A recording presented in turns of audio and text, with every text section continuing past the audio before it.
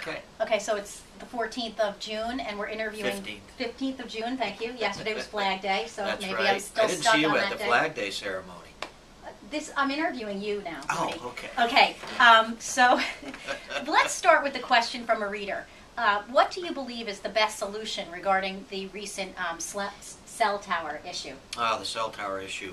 You know, we have a public hearing this evening, June 15th, 7 o'clock, at Town Hall prior to the Board of Selectmen's meeting. Then, of course, there is the town meeting where everyone will have an opportunity to vote. It will not be by machine, but it will be by paper ballot. Okay. So you don't have to stand up and voice your vote or raise your hand. It will be a paper ballot, and we'll take a break. This is going to get very, very loud. Oh, they went the other way. Okay.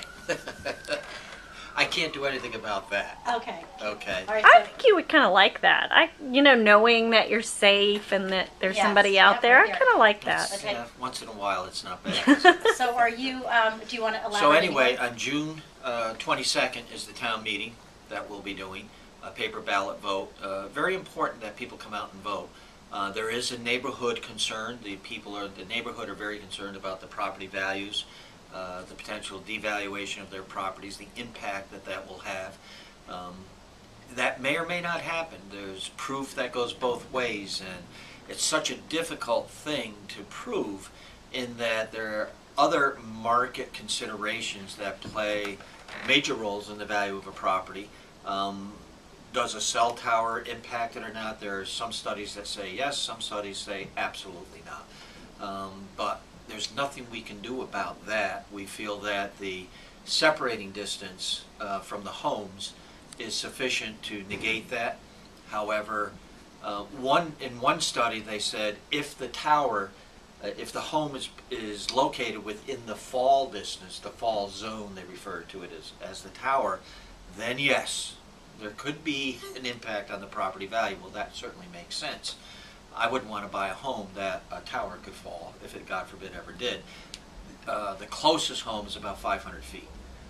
So we, in our estimation, and the people we've hired and researched, that there will not be an impact on the value. Okay, thank you. We're going to mix it up with a fun question next.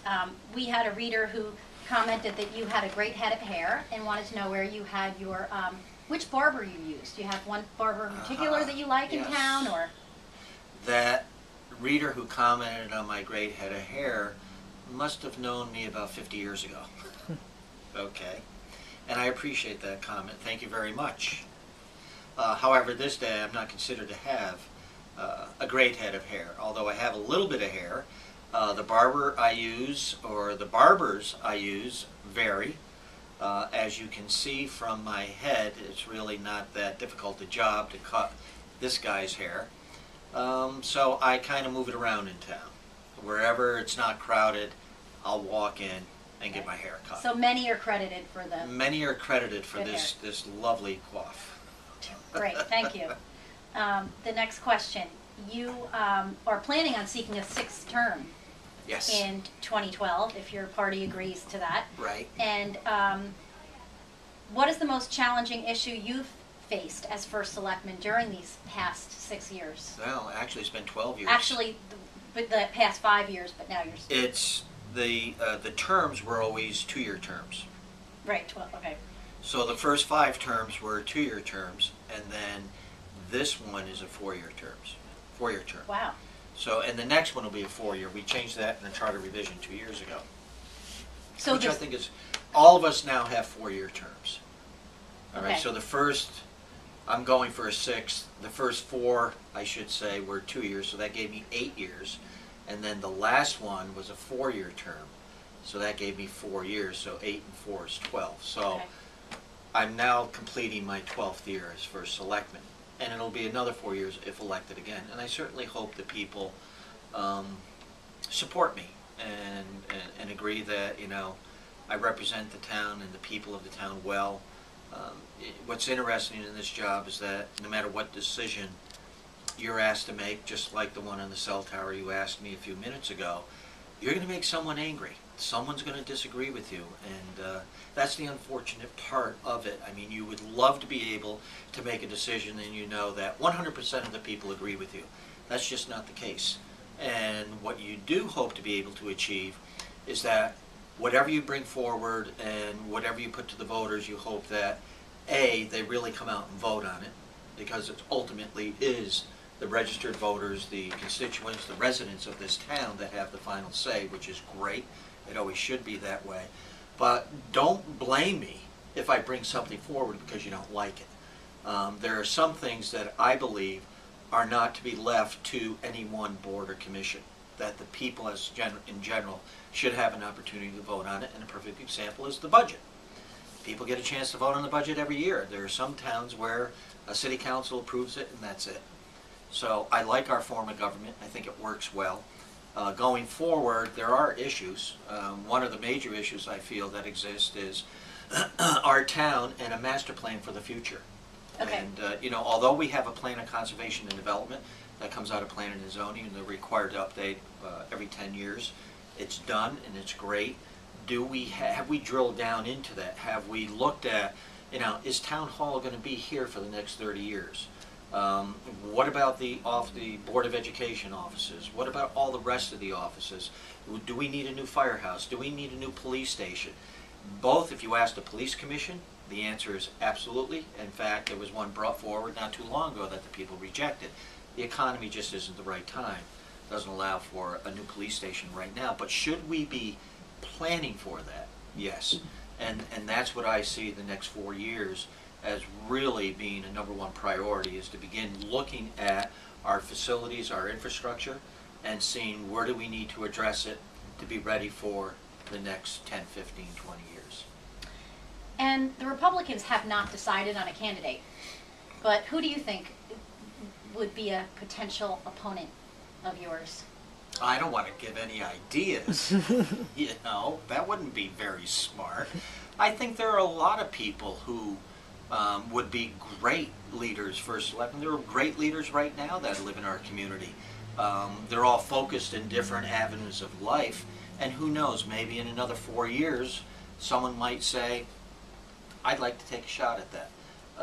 I think overall people look at the incumbent and they'll assess, is that individual doing a good job? Is that someone that has made good decisions and provided transparency and has led the town in a direction we want to go in?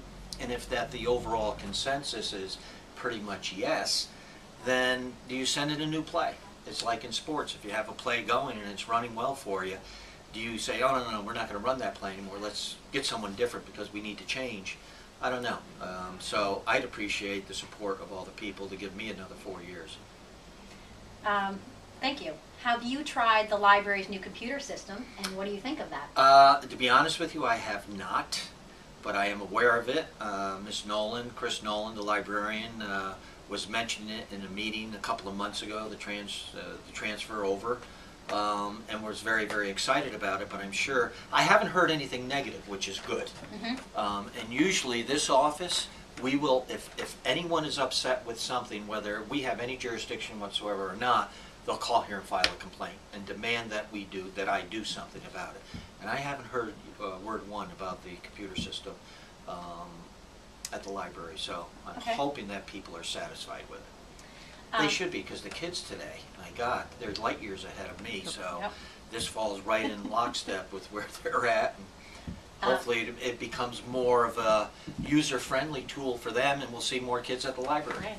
That's great. Not playing video games. Right. How about the event in the park this Saturday? There's the event big in the park, American Red Cross, raising money for not just the Japan effort, but you know, we have, let's see, it happened down in Missouri. I think the devastation there, and the tsunami in Japan, and all of a sudden the Red Cross was confronted with a multitude. I mean, the breakout of tornadoes this year has been absolutely incredible. It makes one wonder, what is happening to our weather patterns? I mean, the tornado just recently in Springfield, a couple of years ago, we had the microburst here that raised havoc and caused outages for a good many days. Our weather patterns are changing. It gives a lot of concern, and the Red Cross today is trying to figure out and cover everyone and be big brother to everyone in terms of providing help. So Saturday in the park, we hope people come, enjoy a day of music, and donate to the American Red Cross to help with all these areas that have been hit and devastated, like Japan, devastated with the tsunami and the earthquake. So yeah, we're looking forward to Saturday.